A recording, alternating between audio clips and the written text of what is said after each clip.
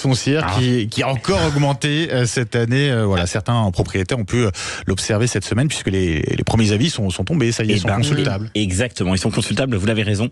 Vous l'avez dit depuis hier. Alors, chers auditeurs de Sud Radio qui n'ont pas encore consulté le site des impôts, je vais directement tuer le suspense. Oui, la taxe foncière va encore augmenter.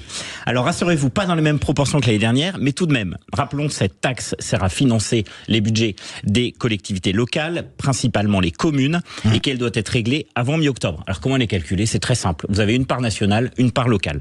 La part nationale, elle est en gros basée sur l'inflation, qui était donc d'à peu près 4,9% l'année dernière, et donc une espèce de moulinet qui se met en place, et vous aurez dans toutes les communes de France, sur cette part nationale, au moins une augmentation de 3,9%. Je rappelle qu'elle était de 7,1% l'année dernière. Ouais, donc ça c'est la part nationale, ça s'applique à toutes les communes de France.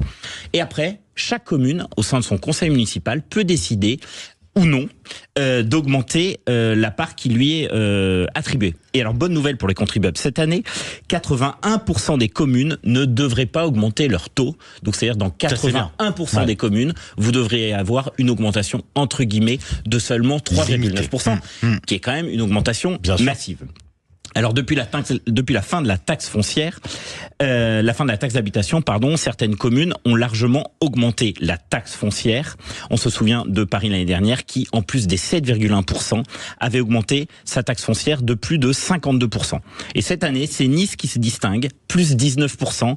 On pense aussi à Annecy, Nancy ou encore Saint-Étienne qui vont augmenter leur taxe d'à peu près 14%. Alors, ce n'est pas fini, car en novembre, les propriétaires de résidences secondaires ou de logements vacants dans certaines villes recevront leur avis de taxe d'habitation. Et là, eh bien, certains sur maires les résidences secondaires, juste pour l'expliquer, sur les résidences secondaires, on paye une taxe habitation. Exactement. La taxe d'habitation, elle perdure pour les résidences secondaires et pour certains logements vacants. Et là, certains maires se sont lâchés, plus 60% d'augmentation. Alors, on sait que les propriétaires sont devenus la vache à lait. Taxation à l'achat, lors de la possession, lorsque vous louez votre logement ou encore au moment où vous le vendez. Et puis, les propriétaires sont une cible idéale. Ils ont l'idiote réputation d'être riches, ce qui est faux la plupart des cas. Alors donc, pour terminer, au-delà de ces augmentations, l'injustice tient au fait qu'avec la suppression de la taxe d'habitation pour les résidences principales, les seuls à payer les charges des communes sont les propriétaires. Les locataires ne paient plus rien, mais profitent de tous les services publics proposés par les communes. Emmanuel Macron n'aime pas l'immobilier, il nous l'a bien fait comprendre, donc ensemble, ayons un peu de compassion pour les damnés de la pierre. Ah oui, après, les damnés de la pierre.